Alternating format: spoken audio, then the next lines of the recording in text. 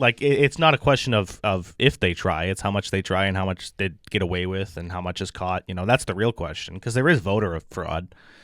Yeah, absolutely. How much of it is real and how much of it is just people imagining it, and think like not to get off topic, but there is an interesting. We got time.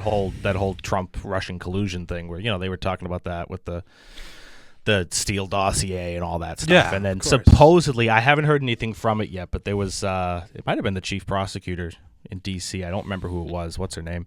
She basically accused Obama and I think it was the Clintons at the time too. Bondi? Pam Bondi, you mean?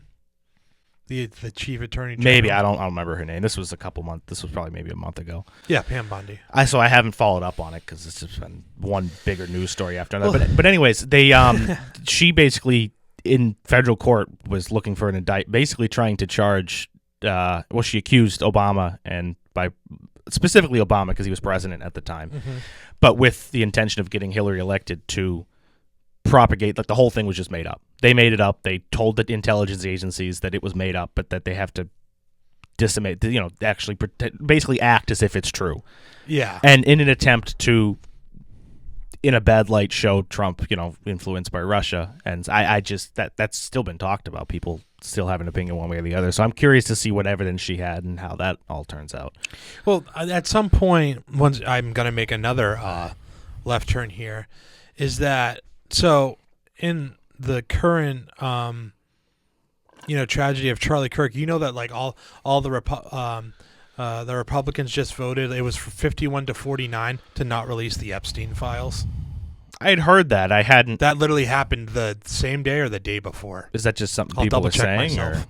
No, that's absolutely true. So it's flying under the radar. I think also too about. But didn't they already release what they were voting on, anyways? I'm not exactly sure. Yeah, hold on. It always seems like there's a new thing with Epstein, but you never know exactly still what's fully happening. I would say this too, man. Like, like I said, at some point maybe I'll do something covering Epstein. I feel like there's so much nuance you have to understand about Epstein and his life and all his proxy connections that it's just going to take a lot of time to really learn the basics. And so, but when Trump brings out the Russia collusion hoax, which to be fair was absolute complete BS. Like it was absolutely proven, man. That's when another thing before comes out about how he considers like the Epstein list and the clients, like that is a Russian or that is a Russian hoax brought up by the Democratic Party and whatever. And I'm like, okay, there might be something there, but also to act like he's going to go and put Obama in jail and all this stuff. I understand he speaks with a lot of rhetoric and whatever, but it just seems like another false flag to divert the American people's attention from something else going on. I don't know. That's just me. I think it's just all symptoms of the same crap. Yeah. From a quick query, I haven't fully gone into that, but I guess that vote was about sending direction to the House because the House has to start with something like that. So basically, I could be way off base here because I only read it for like 30 seconds. But from what I read, it was that there was a vote. The Senate can like basically request that the House to do something. And so they were voting on whether they should ask the House to open a law that says that they have to release that.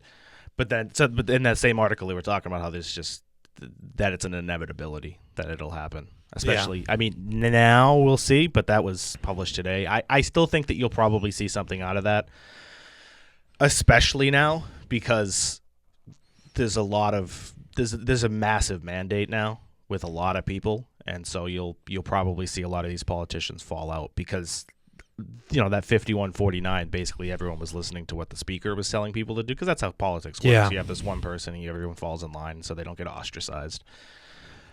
Well, yeah. Now they may not fall in line, and we'll see if that because people like certain politicians, if they're not concerned that they're, if they can get reelected because the people really love them, especially for something like this that they'll respect, they might fall out of line, especially if it's that close.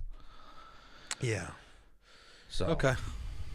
All right. Because it really is. Well, what would be interesting is to see if it tied, because then you get Vance to go in there and make what does Vance vote to do? Because if it's 51-49, All you need is one guy to flip, and then all of a sudden Vance is the one that breaks the tie. Yeah, no, but maybe it's not meant to be that way because I bet you can. I think it's very possible. I'm not saying it's true, but I wouldn't be surprised if you're being like, oh, we're going to release the Epstein files, we're going to release them, we're going to do this, we're going to release, what's going on with, because I think Tulsi Gabbard also really went hard on like going after Obama on the Russiagate stuff because she was trying to, go get in good graces with Trump again because all the Iran stuff, obviously, we're kind of on the opposite ends of that, but you kind of see a similar pattern. Oh yeah, but like what? Even if they voted yes, would you believe what they released if you really believe that it's all some giant conspiracy? Which, to be fair, I mean, it is probably the most important question: is all these people trafficking children? Yeah. Like who's responsible for that? Because they deserve to be held responsible for that. So it's exactly. But like, say they released it, why would they could doctor anything they wanted to? They've had long enough to do it. So I don't know. Yeah. And so going back to what we were talking about, I wanted to bring up this guy Robert Kagan. He was one of the guys that like started off with this whole military industrial complex. So this was the whole ideas of that when coming to, basically like military aggression and American imperialism that, has always been happening for a long time. Once again, you mentioned Vietnam or whatever. So I'm trying to think this was That's a really funny joke. I haven't heard that one before. Yeah, go say it. Oh. A Russian's on an airliner heading to the They could read it, but a Russian is on an airliner heading to the U.S., and the American in the seat next to him asks, "So what brings you to the U.S.?" The Russian replies, "I'm studying the Americans' approach to propaganda." The American replies, well, "What propaganda?" And the Russian says, "That's what I mean." Yeah, exactly. Which is probably because the context is it's a Russian who's telling that joke. That joke's probably been around for 40. That's probably from the Soviet Union as a joke. So it just goes to show how long that stuff's been around for. These ideological wars. Yeah. And so here we go. The president and founder of the Institute for the Study of War is Kimberly Kagan, a military historian who is married to Frederick Kagan, who is also a military historian and does work for the ISW. Frederick is a well-known neoconservative, although not as well-known as his brother Robert. In the 1990s, Robert Kagan, along with Bill Kristol, who is now on ISW's board, founded the Project for a New American Century, which in the view of some observers played an important role in convincing George W. Bush to invade Iraq. Kimberly and Frederick Kagan have cultivated close ties to the Defense Department, sometimes raising questions about whether the ties were too close. Well, yeah, these are lobbying groups. Like, yeah, you want to talk about how to fix American problems. Well, a big step towards that would be just banning lobbyists. I don't know if that's fair because the Supreme Court case says that these people have the same right to express, but at least they just have to be registered through what's it called? There's some, but there's billions and billions of dollars just getting thrown at politicians, like an NIL deal, basically, and it's like that's ridiculous. These people absolutely. are being bribed openly. Yeah, of course. And their own constituents, if they put all their money together in a year, could probably maybe competitively bid what these people are, but then they'll just add another billion to the number and buy your politician. Yeah, and I know we're kind of jumping all over the place, but even once again referencing Vietnam, like in Vietnam in HD, there was 50% of Americans didn't know where Vietnam was in 1963. You could probably say the same thing about Iraq. That's just Americans being uneducated, and but it's like why is America all the way in? Why is America in Vietnam? Well, we're trying to stop the spread of communism in South Vietnam. Why were we funding the Mujahideen in the 80s? Because Russia was invading Afghanistan, and then all of that stuff going on. Well, to bring it back to powerful vice presidents, that's Truman's whole to stop the spread of communist ideology. You could do a whole podcast on that because you would have to ask yourself, does the spread of communism, in the world pose an existential threat to freedoms, liberties, and genuinely good things in the world? Yeah. Because the Soviet Union was a tyrannical, Absolutely. And it almost becomes not even a debate about communism, but a debate about the type of communism that these countries were spreading. Like Yeah. North Korea. I don't think you'd find many people that would say North Korea is a good country to live in. Same thing with. You might find more people to say that about China, and you could do a whole nother podcast on the way that China does communism now. It's rather interesting. But like Russia, everyone hates Russia. And that's not a communist country anymore, but it's only 25, 30 years removed from the Soviet Union. Exactly. So to stop this, like the Korean War, I think most people would agree that the Korean War was a good thing, that the people who went over there and sacrificed did so not in vain, like people would say about Vietnam. And so, I'm sure some people who had good intentions for supporting the Vietnam War thought the same thing. And then you had the people who were in it for power and money and, the military-industrial complex. If you can start this war that's last 10 years and make billions and trillions of dollars off of it, why wouldn't you? Well, it just seems to me that, once again, I think if you look into similar, or just like the basic stuff about like Lyndon B. Johnson coming to power and whatever, like, I'm not saying he was involved in killing Kennedy or whatever, but I'm like, you could make the case. You could absolutely make the case, man. And whatnot. So it's just it's strange and it's weird. And I wanted for you to give. We've talked about Bin Laden a couple times on this podcast, and I wanted to give or strange sentence. Yeah, I wanted to give you some time really quickly to connect the dots where 9/11 happens, right? Mm-hmm. And it was Saudi hijackers. Out of 16 out of the 19, the other one was Lebanese, one was from the United Arab Emirates, and Mohammed Atta was Egyptian. But we have 16 Saudis. Bin Laden was also a Saudi, but he was from, but he was at the time he was living in whether it was Afghanistan or Pakistan or whatever. But we immediately assume that. Saddam Hussein and Bin Laden were, if not having ties, but they were either friendly or they tolerated each other. And I said this, and I think it was part 2 or part 1, I don't remember. But Bin Laden called Hussein a socialist motherfucker. Like, they were not friendly at all. They did not agree with each other. And so it's interesting that we, the two places that get invaded directly after 9/11 are Iraq. Well, Iraq took a couple years. Iraq took 2 years, but we sent over 300 Well, the reason for special going officers to Iraq and CIA people into Afghanistan through Operation Jawbreaker. Well, Afghanistan was the direct result of 9/11. Iraq I definitely think was more of honestly, I think Iraq's more of a tangential, like, because we were already in the Middle East, people were okay with invading Middle East countries. We had invaded Iraq 12 years prior, or 11 years. 11 years prior, 12, whatever. And this was that. And that was through what? So the people know, in case they don't. The first Gulf War, yeah. And that was, it's hard to argue that wasn't justified. It's kind of the perfect execution of what most modern people would define as a war. Very few casualties, even on the Iraqi side necessarily. Pretty overwhelming. My biggest complaint about that is, why didn't you just overthrow Saddam then?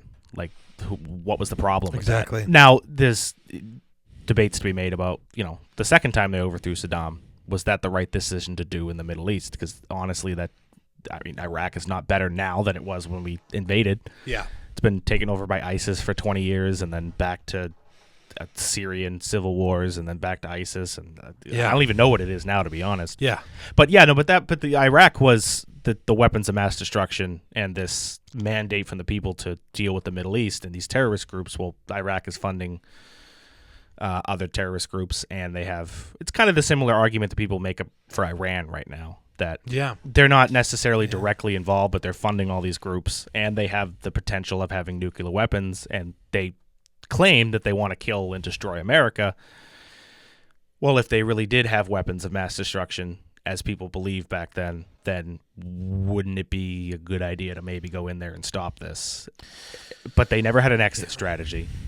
They never really had a plan beyond just kicking Saddam out, and they did that Yeah, and then like Iraq is still in shambles to this day. Well, that's the thing. Like, I've heard the argument be made. I don't know if I agree with it because it's hard to defend a dictator. But when you create a power, when you create a power vacuum, that's always almost worse than whoever was in the power before. Not necessarily like you talk about overthrowing, like Hitler, or you could say Napoleon or people like that. And well, Napoleon's probably not a good example because France fell into a power vacuum. Yeah. I guess maybe the only good example is World War II because you had the whole world basically dictating the exit strategy.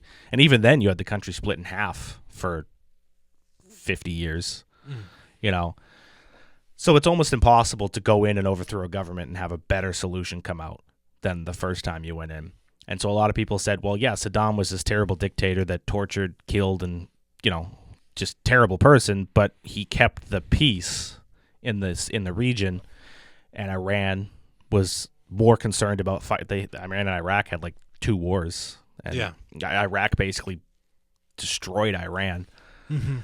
And so, wouldn't it be better? I don't know if I hold this opinion. I don't think I do because you kind of have to be an idealist. You know, maybe there was a better way to do it than the way they did it. But if you kept Saddam there, it'd be better than it was now, maybe, because even if he's this terrible dictator, he's not going to allow all these terrorist groups to run wild and do the same thing he did, but in bigger numbers. I mean, it's really just a numbers game. Do you want 5 or 6 terrorist groups and ISIS showing up and beheading all these people and torturing all these people, more people than Saddam did, or do you want this evil Saddam torturing and maiming people, but in order so that he keeps his regional power? And that was why the weapons of mass destruction was important, because you kind of took that question away and said, well, do you want this dictator to have nuclear weapons and potentially blow up, you know, the United States or Israel? And that's a big influence, is that Israel has been, I mean, you know, Iran and Iraq were like, yeah, we'll nuke Israel. Yeah, and once again, to rehash things, as I don't know if you caught this too in parts 1 and 2, is that the reason why bin Laden attacked America was not because of the simple fact, oh, they hate us for our freedom. That was probably, if it was it was lower on the list, because the main 2 or 3 were, you know, American occupation of Saudi, like religious sites like Mecca and Medina through Kuwait, and then you know, he saw people like women in the military, which was deeply offensive to him, and then also, you know, I think support was Saddam. Or bin Laden. Yeah, because Saddam had like his personal. I think I'm saying this right. His personal like bodyguards were all women, as I seem to remember. Or yeah, sorry, I meant to say. Okay, I was just making sure. Yeah, sorry about that, guys. And then I probably misheard you. The most prominent overall was American support for Israel, which it just blows my mind that, you know, he's talking, that bin Laden's talking about Palestine and, like, you know, mid 90s to or like 2000.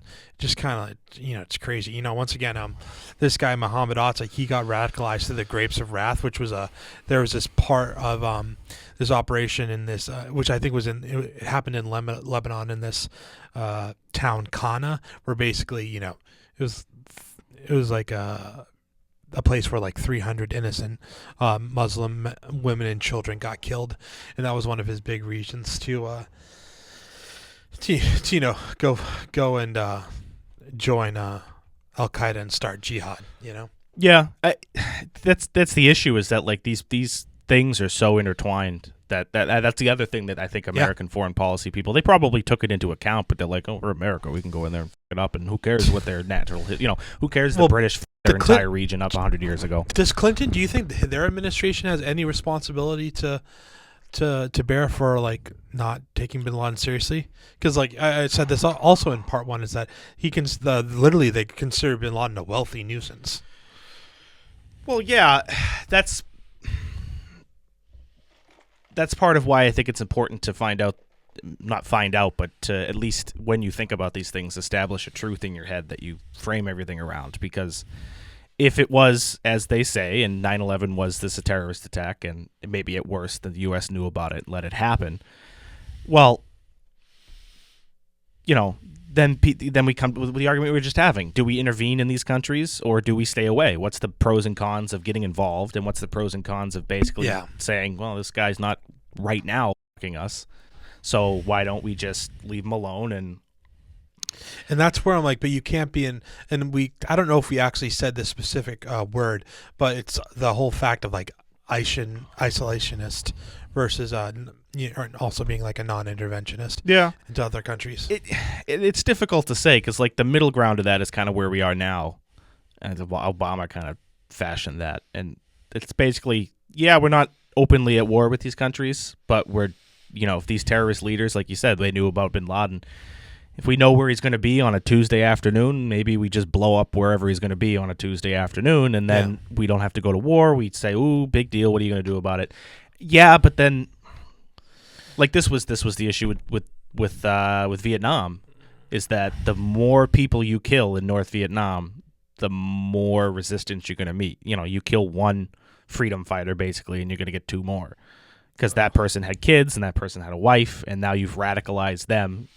Say this guy was on the, he didn't necessarily want to join the military, but he did because he believed it, and then he gets killed by this, foreign nation that you barely know anything about. All of a sudden, you have very strong opinions about what you should be doing to stop this from happening to the people you care about, and so throw in jihad and religious extremism and a absolute fundamental world belief that you have the right to kill these people because they disrespect your God and they're heathens and all this. Like, you're not in for a good recipe. So I don't know. Like, and that's kind of what Israel's been doing. Although, because I think there's two separate criticisms of Israel. There's the way that they're treating Palestine, and I think that that's the much more condemnable way that they're operating a war. Like, they'd say that they're using human shields and that these are terrorists that we're fighting and they invaded us. And I would say, and this is just a quick overview, I would say, that's right, but you guys kind of won 8 months ago. Like, what's your exit strategy? It's funny on TikTok, or I think it was TikTok or on YouTube, because I'm trying to, when I do a podcast, I'll clip up like certain segments, and I was talking with my mentor actually about some of the Palestine stuff, and I referenced it as like a war conflict, and I used like another word, and someone like totally like told me to basically kick rocks. Essentially, that was the light way of saying it in the comments. Where I'm like, I kind of agree with, it's very, even with, I don't want to spend a lot of time on Palestine, but even with stuff like that, it's like I can't even say words like or phrases like pro-Palestine or even stuff like the chants like from the river to the sea, Palestine will be free. I'm like, dude, that's literally a ridiculously violent chant. Like, can we be honest that most people who have made up their mind about this probably aren't very introspective about the realities of it? They're probably invested because there's an emotional attachment one way or the other.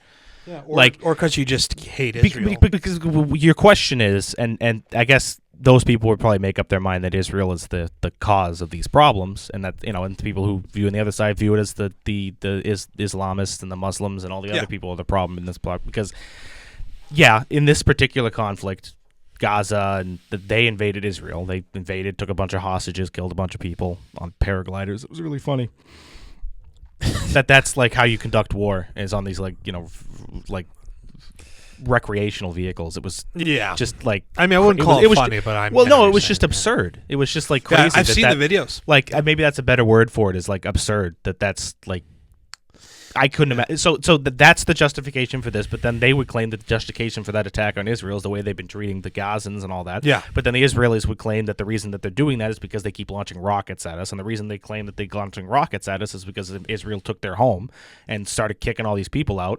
And then that's where a lot of people kind of view it as, well, the Israelis don't belong there because they haven't been there for so long. And then you break down into these religious beliefs, and it's like, well, you're never going to come to a political consensus on something like that. My mentor also said this too, that the descendants of Palestine were actually the Amalekites and the Philistines. Isn't that really interesting? I mean, maybe, but they don't know that. They don't act like that. I'm just saying. No, it's fascinating. If it is true. But like, see how biblical that is? But like, none of the people that are fighting this war right now, maybe some of the Israelis and maybe some of the older Palestinians, but like, none of them have been alive for the entire duration of the conflict. So it's kind of of course. So their motivations I should have said that. I know, but no, but their motivations are like recent, and so that's the only thing you can really focus on, and so that's why it's always been the most difficult problem to talk about, because like, you would think that you'd want both these people to coexist peacefully and maybe find some way to share the land like they initially divvied it up, because Israel is a lot bigger than when they were originally given the land through a series of wars.